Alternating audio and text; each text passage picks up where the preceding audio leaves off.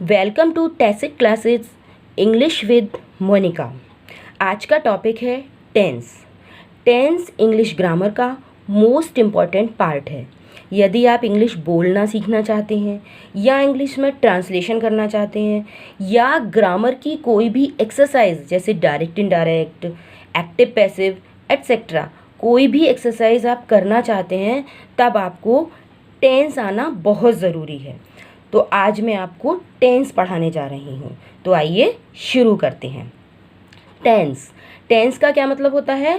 Tense का मतलब होता है काल या समय। ठीक है, वर्ब के जिस रूप से यह पता चलता है कि क्रिया कब हुई है उसे टेंस कहा जाता है। अब क्रिया कब हुई है का क्या मतलब है? मतलब जो भी हमने काम किया है वो या तो हम कैसा करेंगे, अभी वर्तमान काल में करेंगे, है ना, कर रहे होते हैं, करते हैं, या फिर पहले किया था या फिर आगे करेंगे। तो इस प्रकार से क्या हुआ, टेंस हमारे 3 टाइप के हुए, प्रेजेंट टेंस, पास्ट टेंस और फ्यूचर टेंस। ठीक है, अब इन तीनों टेंस के 4 टाइप्स होते हैं जिनको हम आगे समझेंगे और पढ़ेंगे। ठीक है, तो पहला टेंस है प्रेजेंट टेंस। ठीक, प्रेजेंट टेंस का प्रेजेंट इंडेफिनिट टेंस जिसे हम सिंपल प्रेजेंट टेंस भी कहते हैं, present continuous tense, present perfect tense, present perfect continuous tense. इसी प्रकार से पास्ट टेंस में जाते हैं, पास्ट इंडेफिनिट टेंस जिसे हम सिंपल पास्ट भी कहते हैं, past continuous tense, past perfect tense, past perfect continuous tense. इसी तरह से फ्यूचर टेंस के भी 4 पार्ट होते हैं, future indefinite tense, future continuous tense, future perfect tense और फ्यूचर परफेक्ट कंटिन्यूअस टेंस। तो ये तो हुए हमारे जो टेंस हैं तीनों, उनके जो है 4 पार्ट मैंने आपको बता दिए। अब हम एक एक टेंस का अलग अलग जानेंगे। ठीक है, तो सबसे पहले लेते हैं हम प्रेजेंट इंडेफिनिट टेंस। इसको हम क्या कहते हैं, सिंपल प्रेजेंट टेंस भी कहते हैं। अब अगर आपको इंग्लिश बोलनी है या इसका ट्रांसलेशन करना है तो सबसे पहले हमें इसकी पहचान के बारे में पता होना चाहिए। तो इसकी क्या पहचान होती है प्रेजेंट इंडेफिनिट टेंस की? इस टेंस के वाक्य में कार्य वर्तमान समय में हो रहा होता है। ठीक है, वर्तमान समय में ही चल रहा होता है। देखो मैंने लिखा भी है, इस टेंस के वाक्य में कार्य का वर्तमान समय में करना या होना पाया जाता है। इस प्रकार के हिंदी वाक्य के अंत में ता है, ती है, ते है आदि शब्द आते हैं। ये आपको जो हिंदी के सेंटेंस होंगे उनके अंत में ये शब्द आपको मिल जाएंगे, तो आप जान जाइएगा कि ये प्रेजेंट इंडेफिनिट टेंस का सेंटेंस है। ये तो रही एक बात। अब दूसरी बात और क्या क्या हो सकती है, देखिए इस टेंस के वाक्यों में कोई प्राकृतिक घटना, ठीक है, कोई प्राकृतिक घटना अगर घटी है, नेचुरल फिनोमिना, कोई सर्वव्यापी सत्य है, यूनिवर्सल ट्रुथ, तथा कोई आदत या स्वभाव, हैबिचुअल एक्शन, ऐसे कोई भी सेंटेंस हैं वो किस में होंगे, प्रेजेंट इंडेफिनिट टेंस में ही होंगे। ठीक है, देखिए तो ये हो गई प्रेजेंट इंडेफिनिट टेंस की पहचान। अब मैं आपको क्या समझाऊंगी, अब मैं आपको ये बताऊंगी कि प्रेजेंट इंडेफिनिट टेंस यदि एफर्मेटिव सेंटेंस में है तो हम क्या रूल लगाएंगे, अगर नेगेटिव सेंटेंस में है तो कौन से रूल लगाकर हम इंग्लिश की ट्रांसलेशन करेंगे या बोलेंगे, और अगर इंटेरोगेटिव सेंटेंस है तो क्या रूल लगाएंगे। ठीक है, तो सबसे पहले लेते हैं हम एफर्मेटिव सेंटेंस। ठीक है, तो सबसे पहला रूल है, इस टेंस में वर्ब की फर्स्ट फॉर्म का यूज़ होता है। आप ये जान लीजिए कि अगर प्रेजेंट इंडेफिनिट टेंस है और उसका एफर्मेटिव सेंटेंस है, एफर्मेटिव यानी सकारात्मक वाक्य है, तो हम क्या करेंगे, उसमें वर्ब की फर्स्ट फॉर्म का प्रयोग करेंगे। ठीक है, दूसरी बात क्या है, यदि subject singular number third person हो तो वर्ब की फर्स्ट फॉर्म के साथ एस या एस का प्रयोग किया जाता है। ठीक है। अब रूल नंबर 3 क्या है? आई और यू के साथ एस या ई एस नहीं लगाते हैं। क्यों नहीं लगाते हैं? क्योंकि आई और यू को हम सिंगुलर नंबर नहीं मानते हैं, आई और यू को हम प्लूरल मानते हैं, इसलिए हम आई और यू के साथ एस आई एस नहीं लगाएंगे। यानी अगर हमारा सब्जेक्ट सिंगुलर नंबर है तब हम वर्ब के साथ एस या एस का प्रयोग करेंगे, और प्लूरल नंबर है तो हम वर्ब की केवल फर्स्ट फॉर्म का प्रयोग करेंगे। ठीक है, ये देखो मैंने आपको स्ट्रक्चर के साथ भी समझाया है। आप कोई भी सेंटेंस बनाएंगे या बोलेंगे तो उसका स्ट्रक्चर क्या होगा? सबसे पहले क्या आएगा? सब्जेक्ट आएगा, उसके बाद वर्ब की फर्स्ट फॉर्म आएगी, उसके बाद एस या एस जोड़ेंगे आप उसमें, फिर ऑब्जेक्ट और फिर अदर वर्ड्स जो भी आपके बचे हैं। इसी तरीके से अगर प्लूरल सब्जेक्ट है तो सबसे पहले आप सब्जेक्ट लिखेंगे या बोलेंगे, उसके बाद वर्ब की फर्स्ट फॉर्म, उसके बाद ऑब्जेक्ट, उसके बाद अदर वर्ड्स। तो ये तो हुआ एफर्मेटिव सेंटेंस का स्ट्रक्चर। आइए आपको मैं इसको एग्जाम्पल की सहायता से समझाती हूँ। ठीक है, एग्जाम्पल देखिए। सबसे पहला क्या है? वह स्कूल जाता है। देखिए ता है आ गया इसमें, तो आपको पता चल गया कि ये प्रेजेंट इंडेफिनिट टेंस का सेंटेंस है। ठीक है, तो इसकी इंग्लिश हमने क्या बनाई? He goes to school. He क्या है? सब्जेक्ट है, सिंगुलर नंबर है, थर्ड पर्सन है, तो इसलिए इसकी जो वर्ब है गो, उसमें हमने ई एस जोड़ दिया। ठीक है, तो सबसे पहले सब्जेक्ट आया ही, उसके बाद वर्ब की फर्स्ट फॉर्म प्लस एस या ई एस प्लस ऑब्जेक्ट, तो ये सेंटेंस हो गया हमारा प्रेजेंट इंडेफिनिट टेंस में हमने बना दिया। अगला देखते हैं सेंटेंस।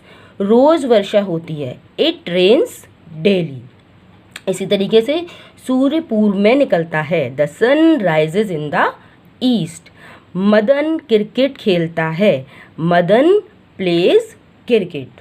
तो ये हुआ आपका एफर्मेटिव सेंटेंस प्रेजेंट इंडेफिनिट में। ठीक है बच्चों, अब आगे बढ़ते हैं हम नेगेटिव सेंटेंस। ठीक है, अब नेगेटिव सेंटेंस होंगे तब क्या रूल्स होंगे हमारे?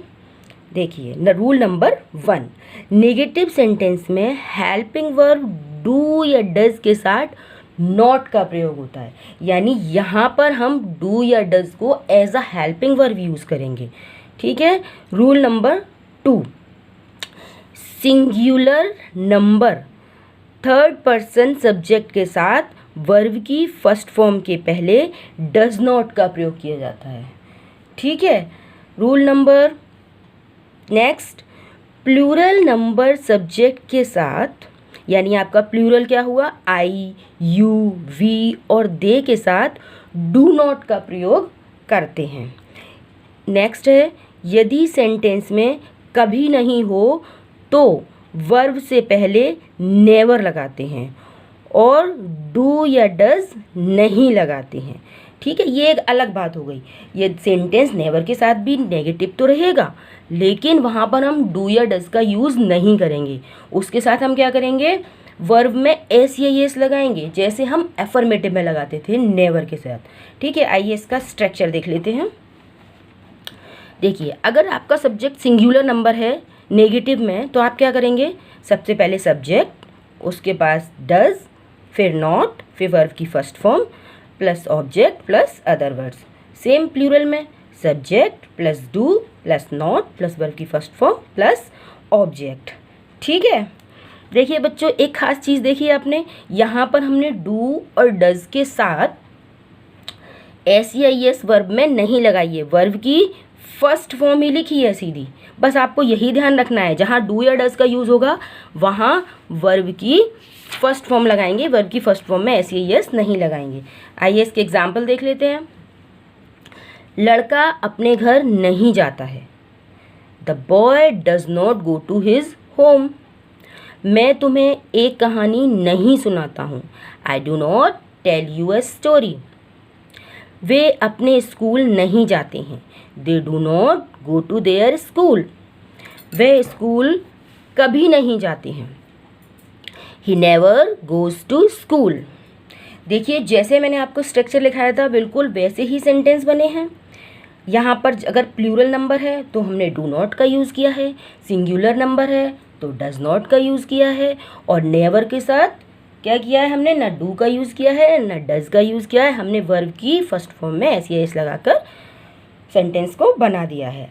ठीक है, अब चलते हैं इंटेरोगेटिव सेंटेंस। अब इंटेरोगेटिव सेंटेंस कौन से होते हैं, इंटेरोगेटिव का मतलब होता है प्रश्नवाचक सेंटेंस। ठीक है, यानी जो प्रश्नवाचक वाक्य होते हैं उन्हें इंटेरोगेटिव कहते हैं। अब रूल नंबर 1 क्या है इसका, इंटेरोगेटिव सेंटेंस में ही, शी, इट और सिंगुलर सब्जेक्ट के साथ डज सेंटेंस के सब्जेक्ट से भी पहले लगाते हैं, है ना, वर्ब में एस या एस नहीं लगाते हैं। यानी हमारा हम जो भी डू या डज का यूज़ करेंगे वो कहाँ होगा, सबसे पहले होगा। क्यों, क्योंकि हमारे सेंटेंस में कैसे होगा, क्या तुम खाना खाते हो। ठीक है, तो जब क्या आ गया तो उसके लिए सबसे पहले हम डू या डज लगाएंगे। आगे आपको एग्जाम्पल से समझाऊंगी। रूल नंबर 2 देखिए, आई, वी, यू, दे और प्लूरल सब्जेक्ट के साथ डू का प्रयोग करते हैं। ठीक है, अब इसका स्ट्रक्चर देख लेते हैं। Does plus subject plus verb की first form plus object plus question mark. Plural में क्या करेंगे, do plus subject plus verb की फर्स्ट फॉर्म प्लस ऑब्जेक्ट।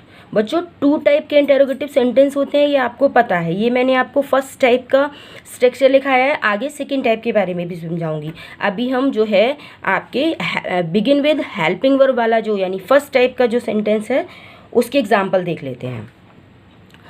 क्या वे किताब पढ़ता है, पहला सेंटेंस। तो आपको क्या बनाएंगे हम इसका, does he read a book. देखिए सबसे पहले हमने डज लगाया, उसके बाद हमने सब्जेक्ट लगाया, उसके बाद वर्ब लगाई, उसके बाद ऑब्जेक्ट लगाया, बन गया हमारा सेंटेंस। ठीक है, अगला देख लेते हैं। अगला क्या है हमारा, क्या मैं तुम्हें एक कलम देता हूँ, do I give you a pen. Simple. अब रूल नंबर 3 पर चलते हैं, यानी जो WH वर्ड से हमारे शुरू होते हैं सेंटेंसेस इंटेरोगेटिव, उनके रूल जान लेते हैं।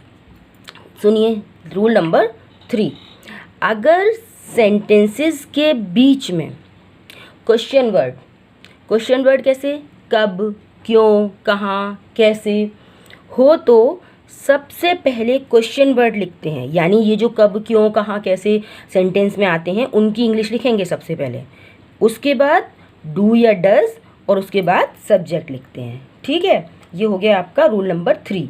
अब रूल नंबर 4 पर चलते हैं। देखिए क्वेश्चन वर्ड तो क्या, क्यों, कब, कहाँ, कैसे के साथ साथ कितना भी होता है ना। तो हाउ मच, हाउ मैनी या विच के साथ उनसे संबंधित नाउन भी लिखी जाती है। यानी हाउ मच, हाउ मैनी, विच के साथ उनसे रिलेटेड नाउन उनके साथ में ही लिखी जाएगी, उसके बाद ये डू या डज आएगा। ठीक है, पहले देखो हमने क्या कहा था, पहले हमने कहा था कि क्वेश्चन वर्ड, उसके बाद आपका डू या डज, फिर सब्जेक्ट। लेकिन आपका क्वेश्चन वर्ड कितना, कितने या कौन सा है, यानी हाउ मच, हाउ मैनी, विच है, तो इसके साथ इनसे रिलेटेड नाउन भी लिखी जाएगी। ठीक है, रूल नंबर 5, यदि सेंटेंस हु मतलब कौन वाले हों तब हु और फिर उसके बाद सीधा हम वर्ब लिखेंगे। हु के साथ डू या डज का प्रयोग हेल्पिंग वर्ब की तरह एफर्मेटिव सेंटेंस में नहीं होता है। यदि सेंटेंस हु वाला है और एफर्मेटिव है तब हम डू या डज का यूज़ नहीं करेंगे। ठीक है, और अगर नेगेटिव है तो हम कर सकते हैं। ठीक है, नेगेटिव सेंटेंस है तो हम कर सकते हैं। यदि इंटेरोगेटिव सेंटेंस एफर्मेटिव है यानी सकारात्मक है तो हम उसका हेल्पिंग वर्ब की तरह डू या डज का यूज़ नहीं करेंगे। ठीक है, rule number 6, interrogative negative sentence interrogative sentence की तरह ही बनते हैं।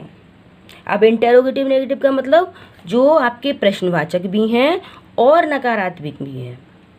ठीक है, केवल सब्जेक्ट के बाद नॉट लगा देते हैं, उसमें केवल इतना सा अंतर आएगा कि हम सब्जेक्ट के बाद नॉट लगा देंगे। इस तरह के हु वाले सेंटेंस में भी डू या डज लगाते हैं। अगर इंटेरोगेटिव नेगेटिव है तो हम हु वाले सेंटेंस में भी डू या डज लगाएंगे। अगर केवल इंटेरोगेटिव है और एफर्मेटिव है तब हम डू या डज नहीं लगाएंगे। रूल नंबर 7, सेंटेंस के अंत में क्वेश्चन मार्क लगाते हैं। देखिए बच्चों, आपका interrogative sentence begin with helping verb वाला है या बिगिन विद WH वर्ड वाला है, दोनों में ही क्वेश्चन मार्क लगाना बहुत ज़रूरी है। आइए इसको हम स्ट्रक्चर की सहायता से आपको समझाते हैं। कैसे स्ट्रक्चर में क्या आएगा, सबसे पहले क्या आएगा, इसमें क्वेश्चन वर्ड आएगा, ठीक है। उसके बाद डज, उसके बाद सब्जेक्ट, उसके बाद वर्ब की फर्स्ट फॉर्म, उसके बाद ऑब्जेक्ट और उसके बाद क्वेश्चन मार्क। इसी तरीके से अगर आपका सब्जेक्ट प्लूरल है तब क्या करेंगे हम, सबसे पहले क्वेश्चन वर्ड, उसके बाद डू, उसके बाद सब्जेक्ट, उसके बाद वर्ब की फर्स्ट फॉर्म और उसके बाद ऑब्जेक्ट प्लस क्वेश्चन वर्ड। तो ये स्ट्रक्चर आपको याद रखना बहुत ज़रूरी है। चाहे आप ट्रांसलेशन करें, चाहे आप इंग्लिश बोलें, आपको ये स्ट्रक्चर आना चाहिए। ये स्ट्रक्चर अगर आपने सही से सीख लिया तो आप ट्रांसलेशन भी अच्छे से कर पाएंगे और आप जो है इंग्लिश बोल भी पाएंगे। आइए आपको इसको मैं एग्जाम्पल की सहायता से समझाती हूँ। वह यहाँ क्यों आती है, देखिए ये है बिगिन विद हेल्पिंग वर्ब वाला सेंटेंस। तो सबसे पहले हमने हेल्पिंग वर्ब वाला नहीं, ये है बिगिन विद WH वर्ड वाला सेंटेंस। वह यहाँ क्यों आती है, why does she come here. हमने सबसे पहले क्या किया, क्यों की इंग्लिश लिखी वाई। उसके बाद हमने देखा सब्जेक्ट कैसा है हमारा, सब्जेक्ट है हमारा सिंगुलर नंबर थर्ड पर्सन, तो हमने डज का यूज़ किया और वर्ब की फर्स्ट फॉर्म का यूज़ किया, तो बन गया हमारा सेंटेंस। नेक्स्ट देख लेते हैं, तुम स्कूल कब जाते हो, when do you go to school. वह कितनी पेंसिल चाहते हैं, how many pencils do they want. देखिए इस सेंटेंस में देखिए मैंने हाउ मैनी लगाया, उसके बाद सीधा पेंसिल्स आया, डू या डज नहीं आया, क्योंकि मैंने आपको समझाया था कि हाउ मैनी, हाउ मच, विच के साथ उससे रिलेटेड जो भी आपका नाउन होगा वो साथ में ही आएगा उसके, ठीक है। तुम्हारे घर प्रतिदिन कौन आता है, who comes to your house daily, ठीक है। क्या वह एक पत्र नहीं लिखती है, देखिए ये इंटेरोगेटिव नेगेटिव सेंटेंस है, तो हमने इसको कैसे बनाया, does she not write a letter, ठीक है। दूध कौन पसंद नहीं करता है, who does not like a milk. देखिए ये हु वाला सेंटेंस है, मैंने आपको क्या बताया था कि हु वाला सेंटेंस अगर एफर्मेटिव है तब हम उसमें डू या डज का यूज़ नहीं करेंगे, लेकिन ये सेंटेंस कैसा है, इंटेरोगेटिव नेगेटिव है, इसलिए हमने इसमें नॉट का यूज़ किया है। तो ये हुआ आपका प्रेजेंट इंडेफिनिट टेंस। अब इसके आगे वाले वीडियो में मैं आपको प्रेजेंट कंटिन्यूअस टेंस के बारे में समझाऊंगी। और बच्चों यदि आप इसकी ट्रांसलेशन की सीरीज़ चाहते हैं तो आप मुझे कमेंट करके बताइए, मैं नेक्स्ट इसकी सीरीज़ ट्रांसलेशन की आपके लिए बना दूंगी। Thank you.